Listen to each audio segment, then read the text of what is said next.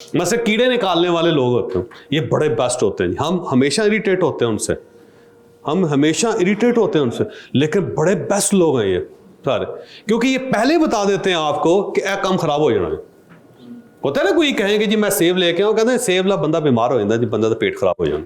हम हमेशा इरिटेट करते हैं इससे, लेकिन इस बंदे की बात सुने तो सही, इसके अंदर नेटिव जीनियस बैठा हुआ है एक, जो फूड को समझता है, जो अंडरस्टैंड करता है कि ये चीज़ें डिस्टर्ब करती हैं बंदे को। कुदरत रखा हुआ है उसके अंदर, पूरी लेबॉर्ट्री है।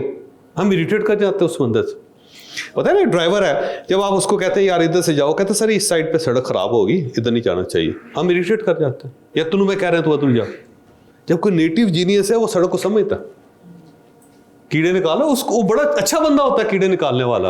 वो पहले फीडबैक दे रहा है आपको कि सर ये ना करें, ये काम खराब है। ऐसे बंदा बड़ा जबरदस्त होता है, याद रखिएगा।